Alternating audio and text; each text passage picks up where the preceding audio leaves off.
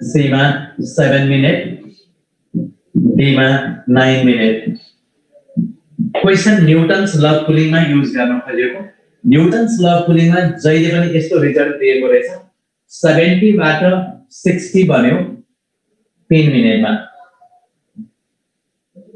भने 50 बाट यहाँनिर दिएको छ 50 बाट 45 बन्न कति समय लाग्छ भने सोधेको छ।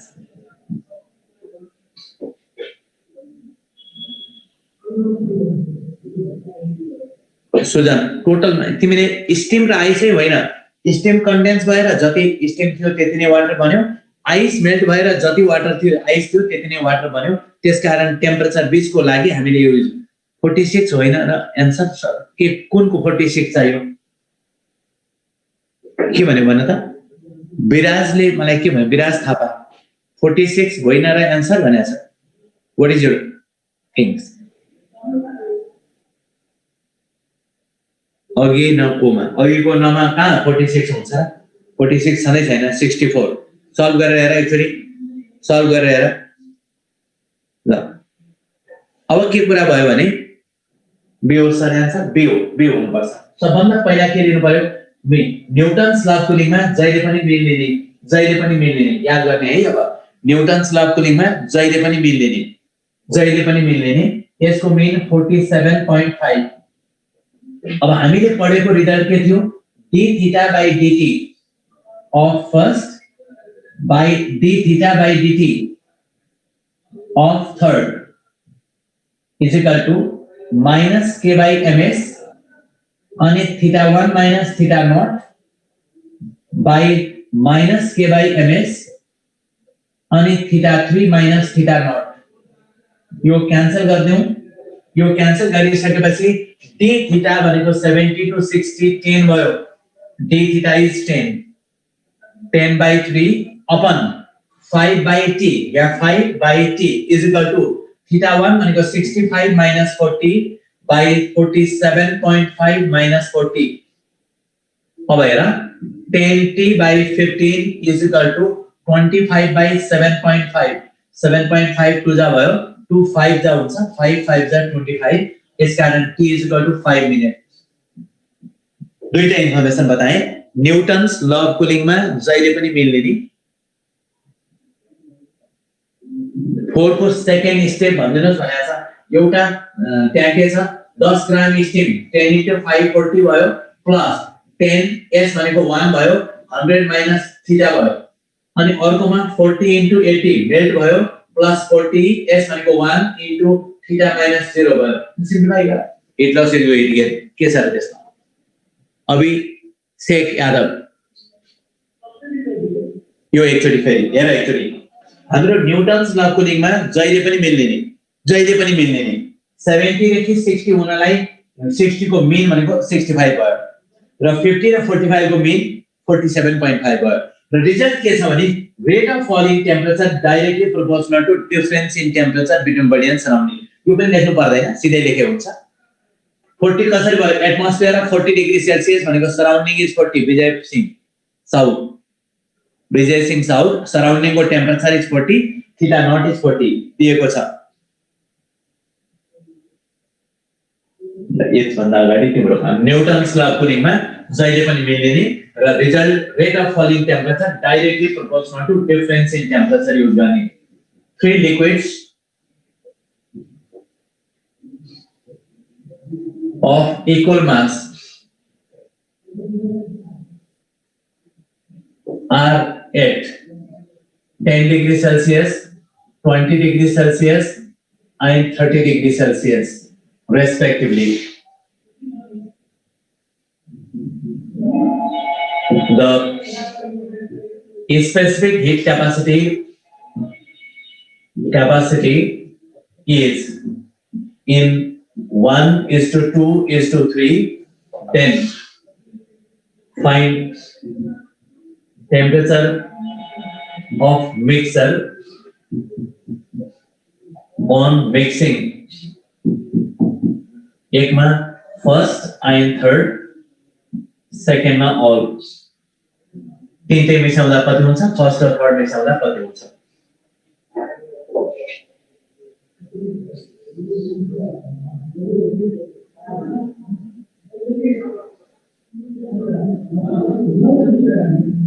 कुरा के भयो भने तीनटा लिक्विड छ मैले यहाँ सिकाउन खोजेको मेन 10/3 कसरी भयो भनेको छ 10/3 कसरी भयो 70 to 60 फल हुनलाई 3 सेकेन्ड लाग्यो भने d थीटा इज 10 अनि टाइम इज 3 भयो 10/3 भएन उद्देश्य विक्रम शाह आकाश जोशीलाई पनि मैले त्यही क्वेशन रहेछ 10 भनेको d theta is 10 time is 3 भएको हुनाले d थीटा बाइ dt भनेको 10/3 भयो भन त उद्देश्य विक्रम शाह आकाशले पनि भना के d थीटा 10 क्वेशनमा 70 to 60 10 हुँदैन भने त्यो घटाउनै आउँदैन तिमीलाई सराउन्डिङले इफेक्ट गर्यो केमा विनायक श्रेष्ठ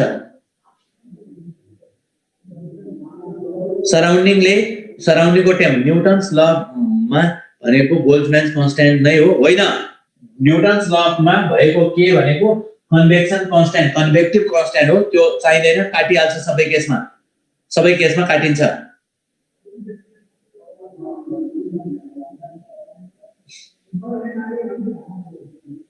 ल 16 point पहिला सुरुमा फर्स्ट र थर्ड को कुरा गरौँ थ्री लिक्विड्स हामीसँग दिएको छ ठीक छ तिम्रो भनाइ 10 20 30 तीनटा छन् स्पेसिफिक क्यापेसिटी दिएको छ अनि यो हामीसँग के भनेको छ फर्स्ट र थर्ड मिसाउँदा कति हुन्छ भनेको छ यो र यो मिसाउँदा त्यसकारण एक नम्बरमा फर फर्स्ट एन्ड थर्ड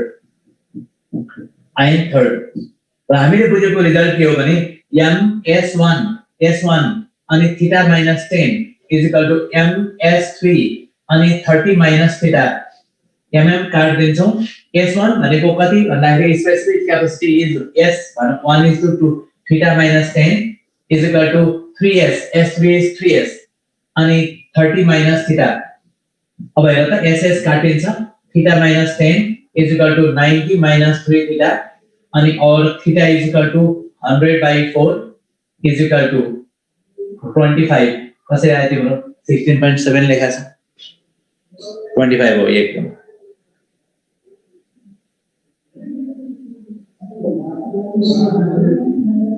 ल अब दोस्रो केसमा अल को कुरा सिकाउन खोजेको अल सबैलाई मिसाउँदा कति हुन्छ यसको लागि 0 लाई रेफरेन्स मान है 0 लाई रेफरेन्स मान यसलाई 0 सम्म पुल गर यसलाई 0 सम्म पुल गर यसलाई 0 सम्म पुल गर जे जति हिट एनर्जी आउँछ आएको हिट एनर्जी ले 0 बाट थीटा पुर्यायो भने मानौ ms1 into 10 plus ms2 into 20 plus ms3 into 30 ms1 10 into 20 into 30 is equal to ms1 plus ms2 plus ms3 into theta अब यसबाट और गरेर theta is equal to mm सबैबाट कमन लिएर काट देऊ s1 भनेको हामीसँग कति छ 10s plus 20 into 2s plus 30 into 3s by s plus 2s plus 3s s बाट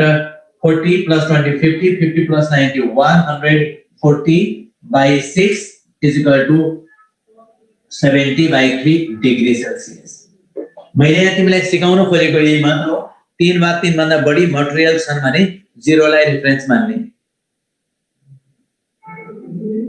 अबको पिरियडमा रोटेसन भूपेन्द्र खटवालले रोटेसन डायनामिक्सको पछाडि छ ठीक छ अब म यसपछि अलिकति यो मेकानिकल इक्विभ्यालेन्ट भनेर वर्ड युज गरेको छ mechanical equivalent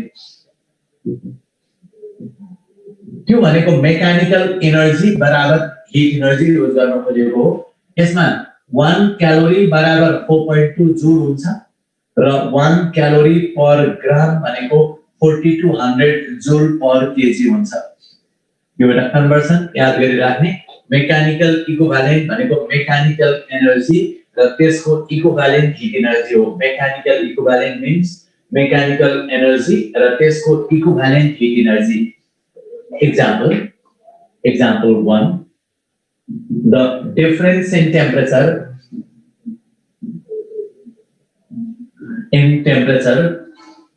between bottom and top of waterfall of 84 meter is A मा 0.1 degree Celsius, B मा 0.2 degree Celsius, C मा 1 degree Celsius, D मा 2 degree Celsius.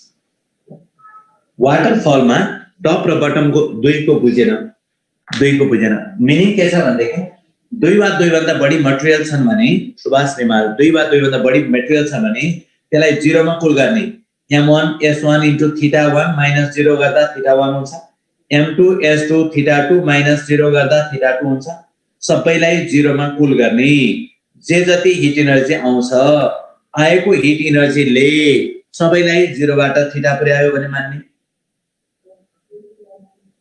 सर क्वेशन गराउनु न अहिलेको एन्ट्रान्समा सोधेको मलाई कसै सबै क्वेशन सोधेको थाहा कसरी आउँछ सबै थाहा भयो त्यही गरे सिरिजमा कनेक्ट गर्दा काम गर्दैन सिरिजमा कनेक्ट गर्दा किन काम नगर्नु सिरिजमा कनेक्ट गर्दा क्यापेसिटर काम गरिहाल्छ नि रेजिस्टरको अथवा सर्किटमा डीसी सोर्समा छ भने सिरिजमा काम गर्दैन चार्ज भयो भने बन्द गरिदिन्छ मास कसरी राख्ने इक्वल मास भनेको चाहिँ के 3 लिक्विड्स अफ इक्वल मास भनेको छ अब यसमा हेर डिफरेंस इन टेम्परेचर भन्ने बित्तिकै mgh बराबर ms d थीटा एउटा आइस वाटर को लागि फल गर्यो भने mgh ms d थीटा यसबाट d थीटा g भनेको 10 भयो s भनेको वाटर इज 84 भयो mg अनि स्पेसिफिक हिट क्यापेसिटी वाटर को 4200 भएको हुनाले 0.2 degree Celsius difference heat energy is converted into last मा सोधा भनेको छ है मैले तिमीले कुन क्वेशन सोधेको छ क्वेशन लास्ट मा सोधा भनेको छ अब सोधा भनेको सोधा है म दुई तीनवटा क्वेशन गर्छु त्यसपछि तिम्रो काम सोध्ने काम number 2 a block of ice at 0 degree Celsius is dropped from certain height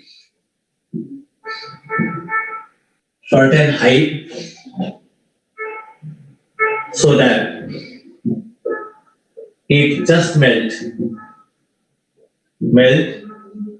if 40% of energy is converted into heat.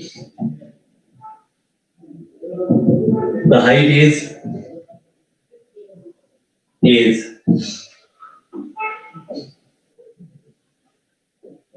मा 21 किलोमीटर B मा 42 किलोमीटर C मा 84 किलोमीटर D मा 168 किलोमीटर एउटा आइस को block is dropped from certain height so that 40% energy is converted into heat भने what height कति height बाट खसालेको हुनुपर्छ भनिन्छ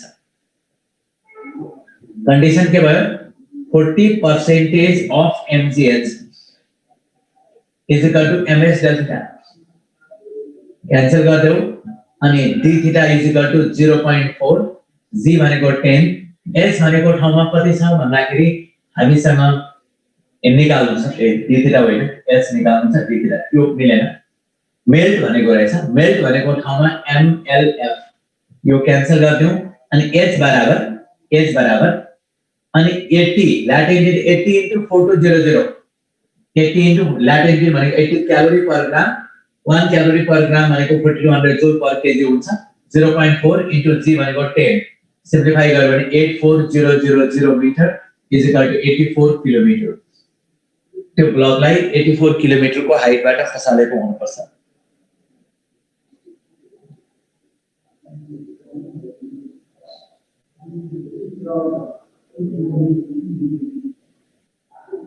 मास भयो भनेको mechanical energy is converted into heat energy त्यसको मतलब के भयो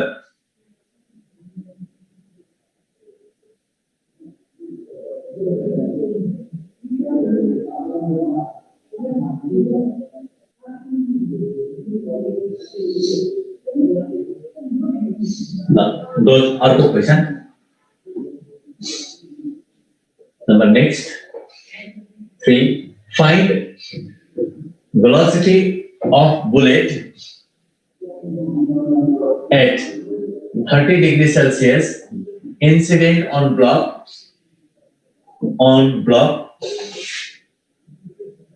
so that it just melt if melting point is equal to 330 degrees Celsius, specific heat capacity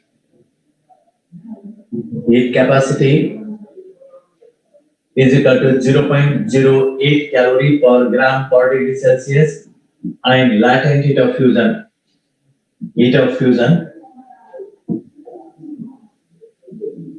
is equal to 5 calorie per gram. Find velocity of a bullet incident on a block so that it just melt बनान्छ. किन melt भयो?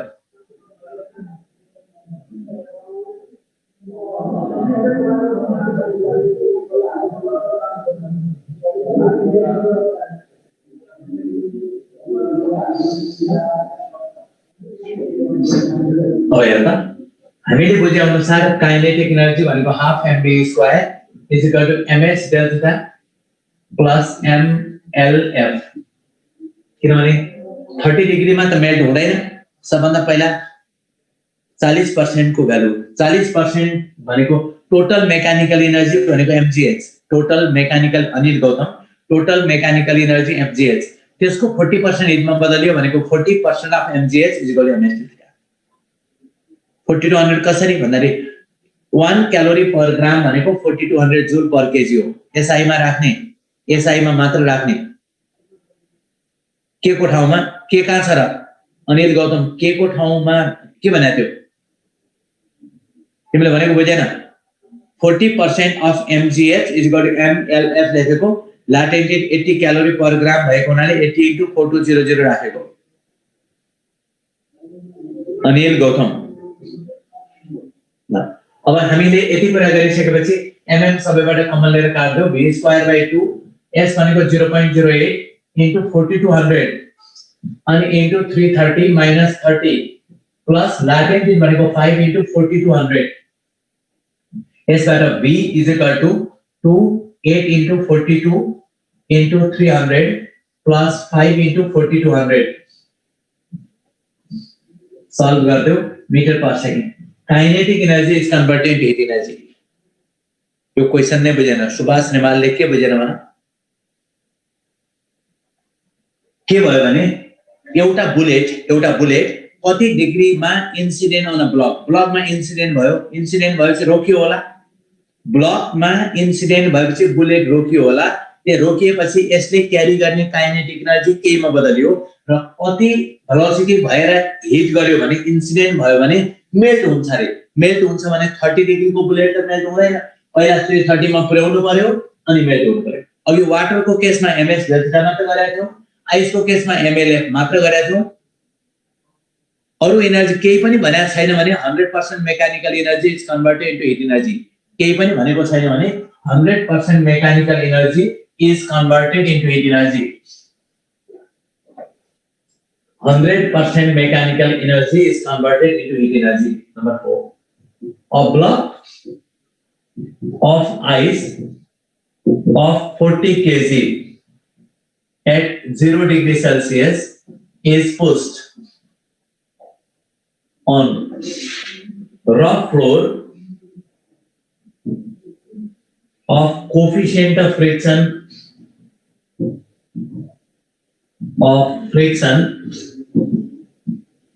0.42 10 100 gram of it melt.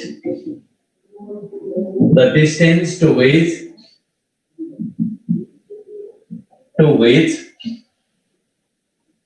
block is pushed